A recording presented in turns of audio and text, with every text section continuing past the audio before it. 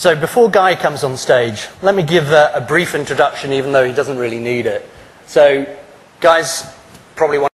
So before Guy comes on stage, let me give a brief introduction, even one of the most storied figures in Silicon Valley over at least the last 20 years. And I had the pleasure of meeting Guy 13 years ago when he came to London. I was working for a venture capital firm called 3i. And 3i at the time was the biggest VC on the planet. We had about 1,000 staff worldwide. And we're in a 13-story building. And Guy walks in and it's like, wow, who works on the rest of the floors? And it's like, well, this is all 3i. It's like, gee, I've seen the future of venture capital.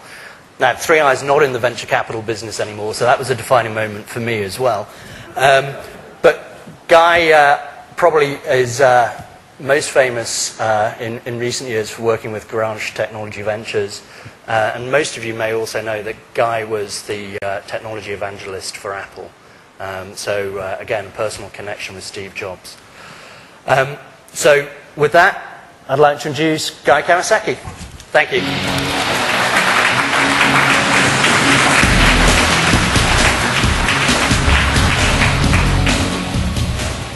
Good morning. Good morning.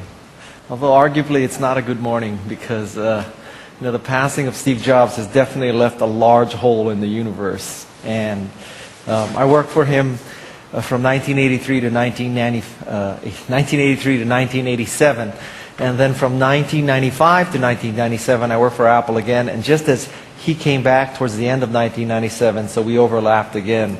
So arguably I'm one of the few people in the world who've worked for Steve Jobs twice and survived. So I consider it an honor to have worked for him. He fundamentally changed my life. He changed the lives of many Apple employees, and he also changed the lives, I think, of many, many people in the computer business, in the phone business, in the tablet business, in many places, in the music business. So if you look at your agenda, I'm supposed to give a speech today about how to enchant people, how to be an enchanting person, to change people's hearts, minds, and actions. But because of Steve's death yesterday, this morning I wrote a completely new speech. And so you're not going to see what's on the agenda. I have a speech that's sort of dedicated to what I learned from Steve Jobs, and I think the lessons of Steve Jobs that you can apply to your startups. Because fundamentally, Steve was, arguably the world's greatest CEO, the world's greatest entrepreneur. I don't think anybody did any more for his customers or shareholders or employees than Steve Jobs.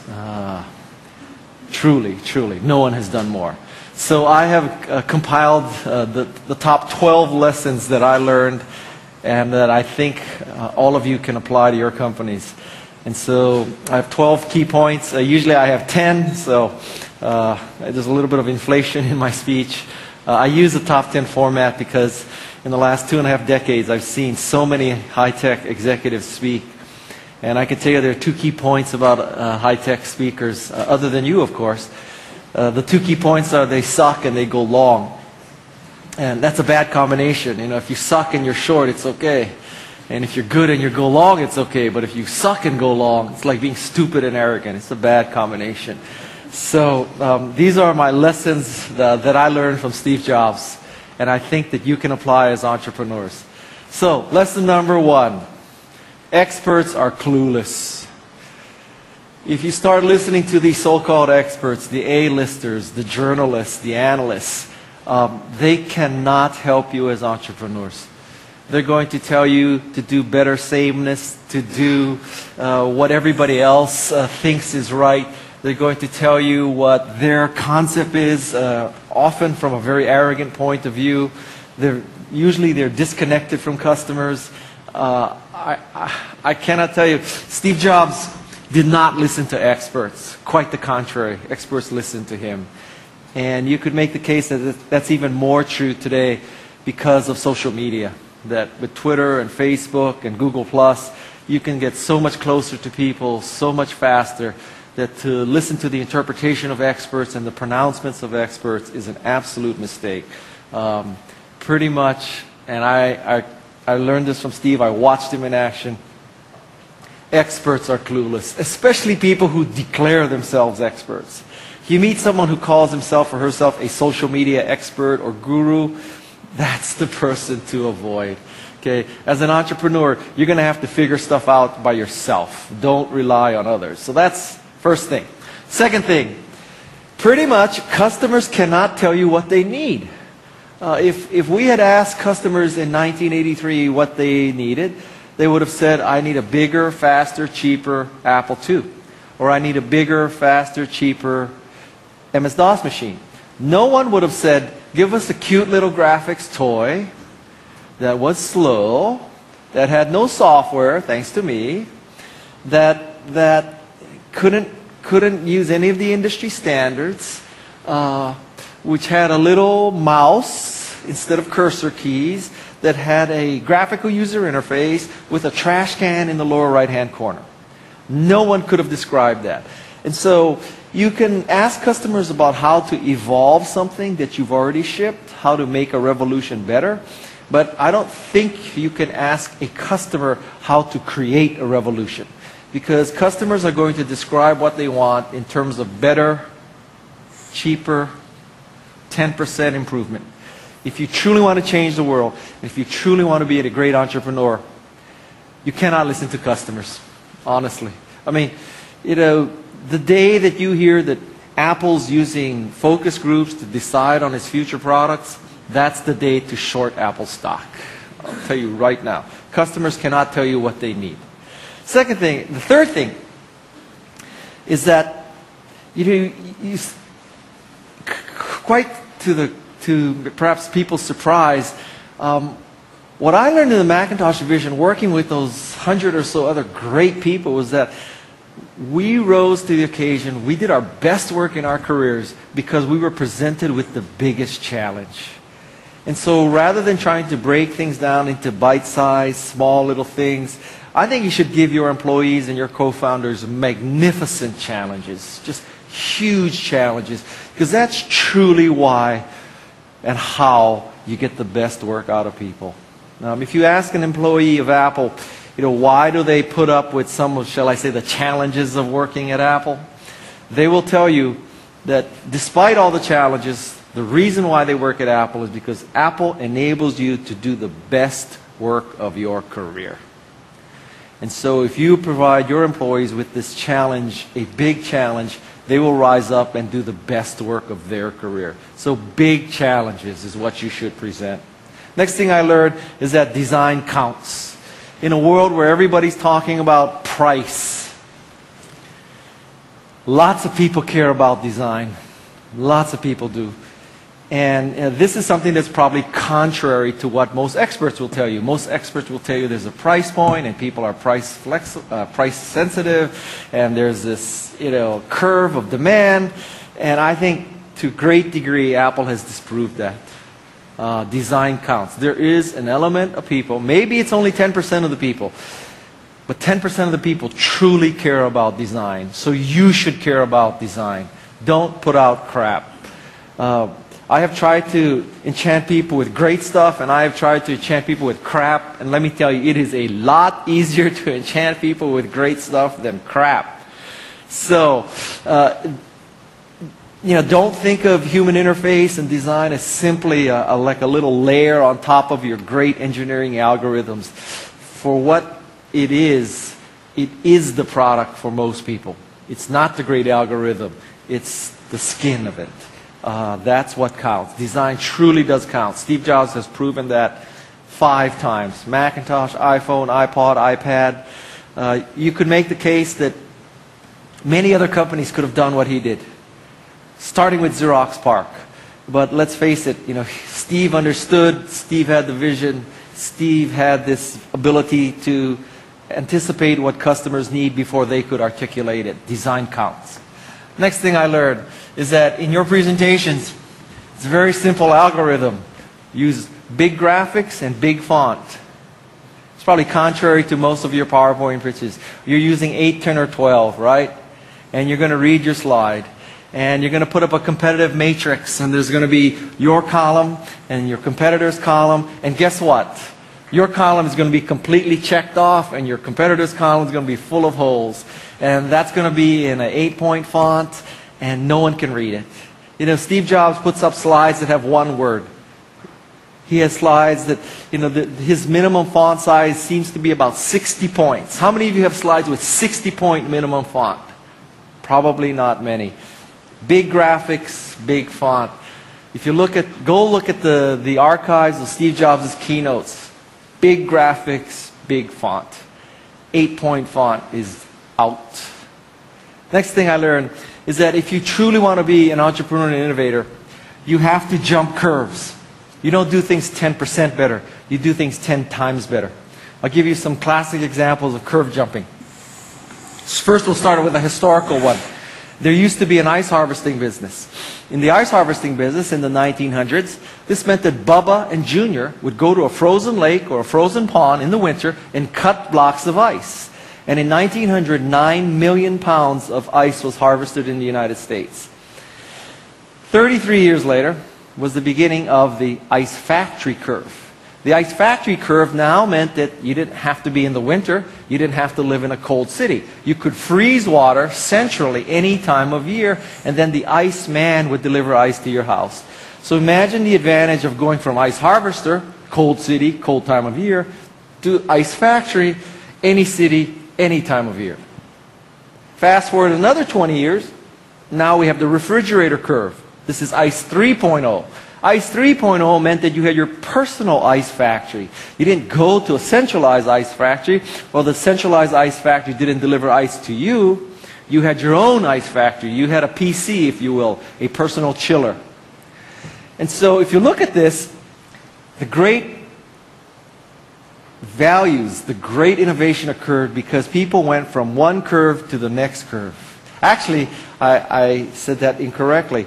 Very few people went from ice harvester to ice factory to refrigerator curve. Most people, they were ice harvesters. They defined their business as ice harvesting. They died on it as the ice harvester. Then there were ice factory curves.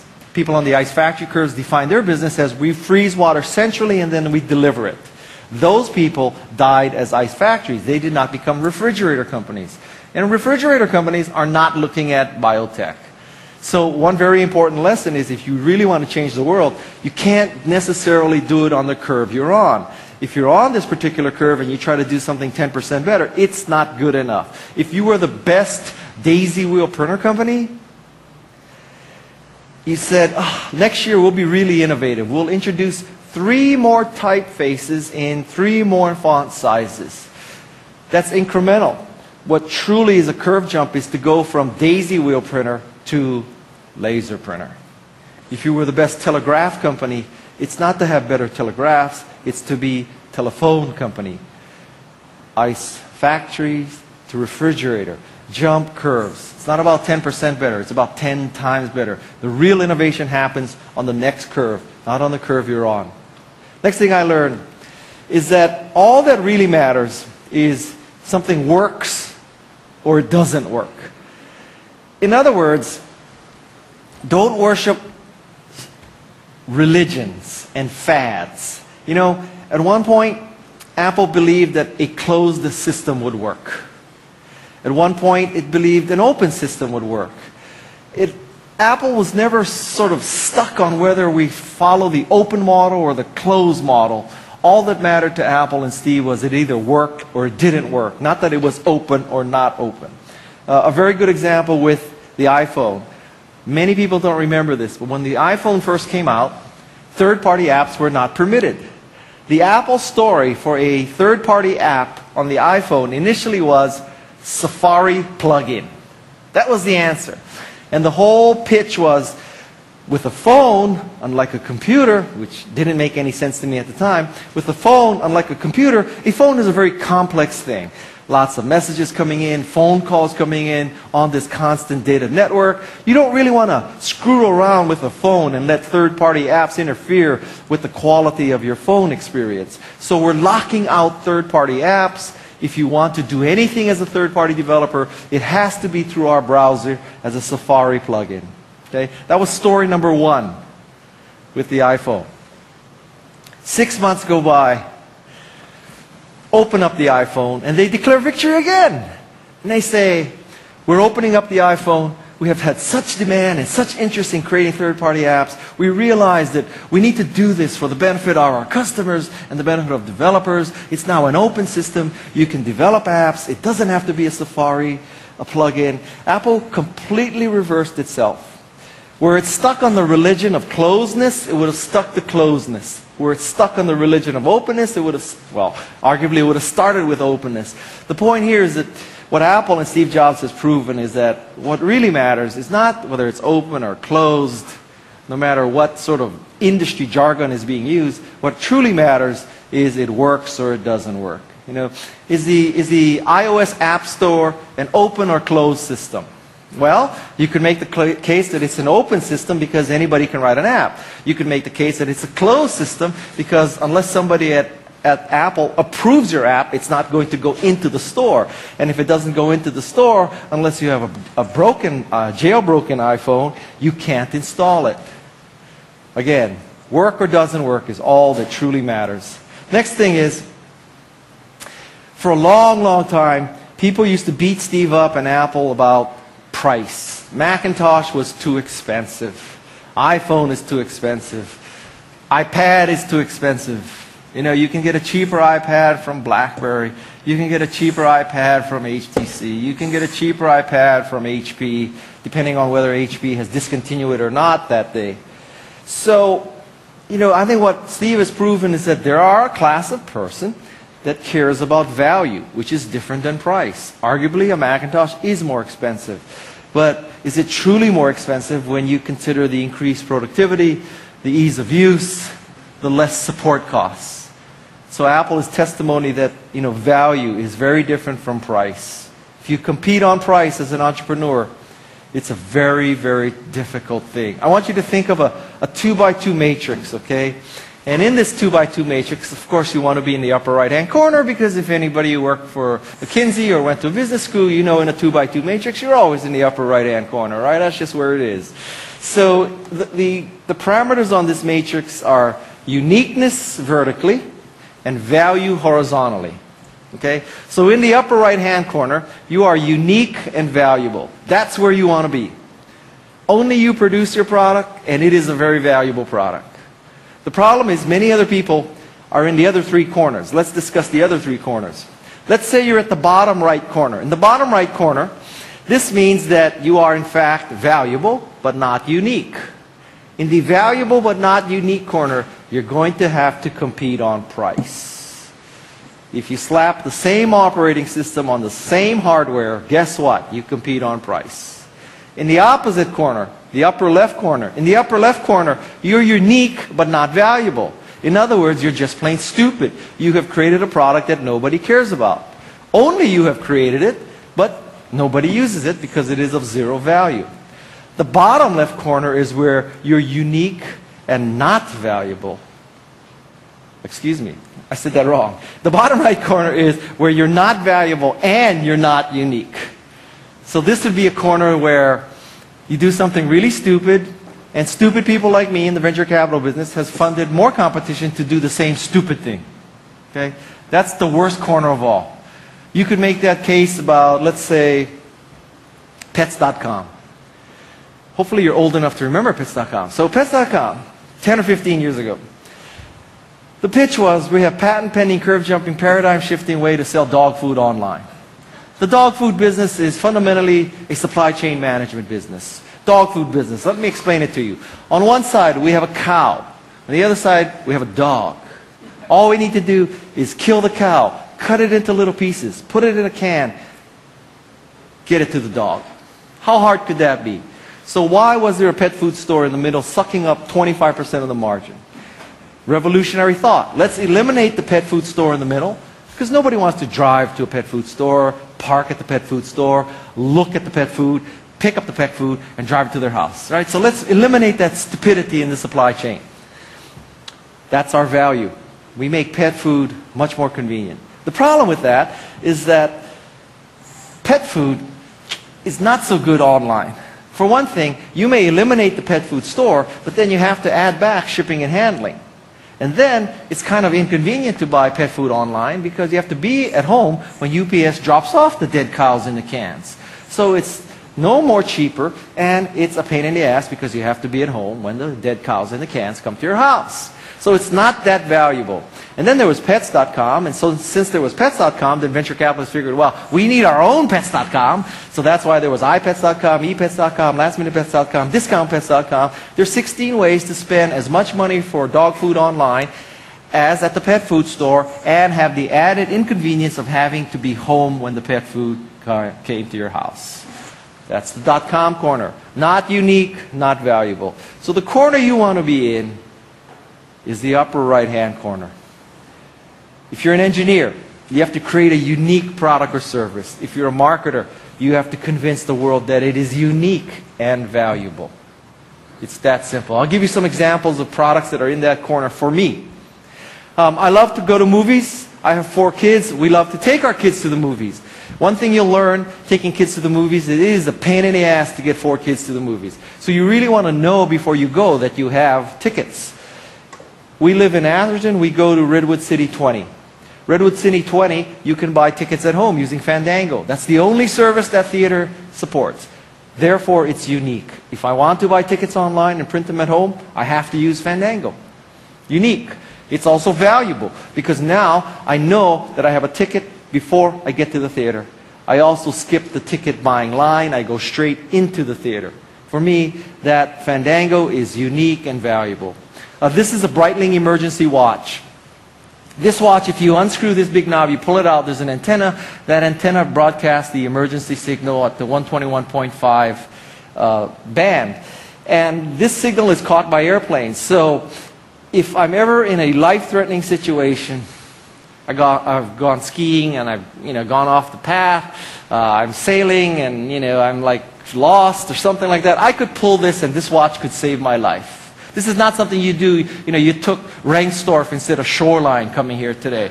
This is something you do when you're about to die. This is a very unique watch. This watch can save my life.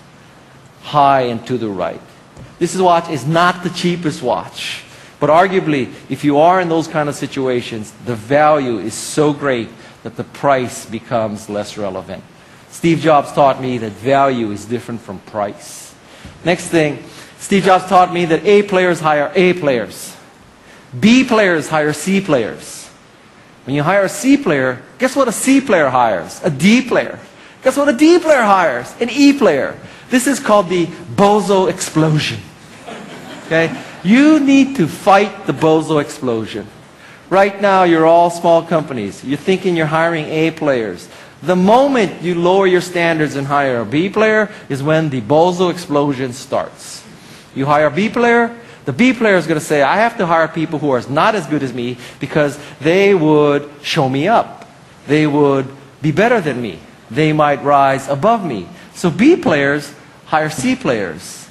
And then the C players get in a position of hiring. Guess who they hire? The D players. And you wake up one day and you will be freaking surrounded by bozos.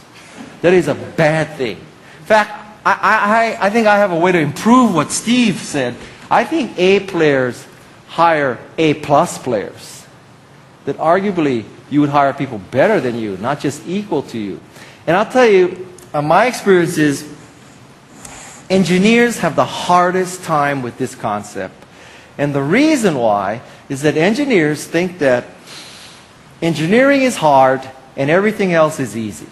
Right? So typically when you meet an engineer, the engineer says, engineering is really hard, programming is really hard, design is really hard, but finance is easy. If I wanted to, I could be the CFO.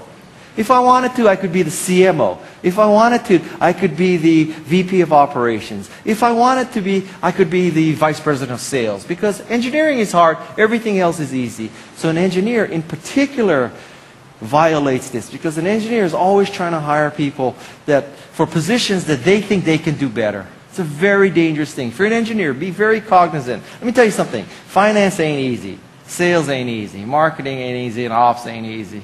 Engineering ain't easy either. But, don't denigrate the other positions. Hire people who are better than you.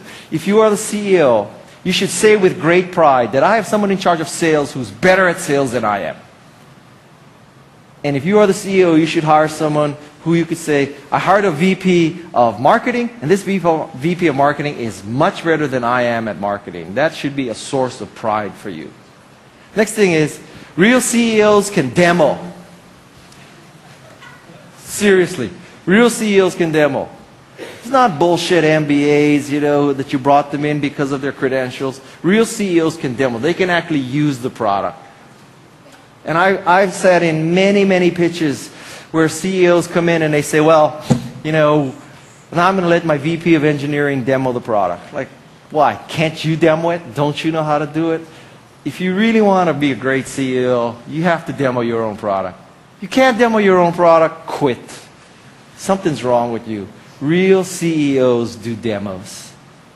Steve Jobs proved that. Nobody could do a demo better than Steve Jobs. It's going to be one of Tim Cook's biggest challenges. Real CEOs can demo. Next thing. Real entrepreneurs ship, not slip. They ship. My theory is taken off from Bobby McFerrin. Bobby McFerrin had a great song, Don't Worry, Be Happy. Real entrepreneurs, don't worry, be crappy. Which is, when you have jumped curves, when you've gone from ice harvesting to ice factory to refrigerator company, when you've gone from daisy wheel printer to laser printer, the first version of the laser printer can have elements of crappiness to it. Right? The first laser printer from Apple was $7,000. Slow Apple Talk network, single-sided, no envelopes, 8.5 by 11 only. Right? Piece of crap. But it was a revolutionary piece of crap. If we had waited for the perfect world of double-sided, envelope feeding, multiple, megabytes of RAM, faster network, we would have never shipped. So as an entrepreneur, you have to understand that you need to ship. You need to ship. Don't worry, be crappy. I am not saying ship a piece of crap. I'm saying ship something that's jumped curves that has elements of crappiness to it. Big difference, okay? But real entrepreneurs truly do ship. And the last thing I learned from Steve Jobs is some things need to be believed to be seen. Most of the time you hear this in the opposite way, which is some things need to be seen to be believed. Not for an entrepreneur. This is how it works for an entrepreneur. You have to believe in your product, you have to ship your product, and then people will see it, and you will see it. And if you don't believe, it'll never happen. If you wait for proof, it'll never happen. If you wait for customer validation, it will never happen. You have to believe. The reason why Macintosh was successful is that at the core, 100 people, starting with Steve Jobs, believed in Macintosh. And because we believed in Macintosh, we made it real, which is very different than if Macintosh were real, then we would believe it. If that were the case, Macintosh would never have succeeded. You have to believe in some things if you want to see some things. So, what time is it? Perfect timing, 22. So, this is the 12 lessons that I learned from Steve. And can we take Q&A? Oh, absolutely. Yeah, I would love to take Q&A. Usually if I gave you my enchantment speech, I'd be pushing it. It would take 1 hour. So this is unusual. I have time to do Q&A. So let's do Q&A.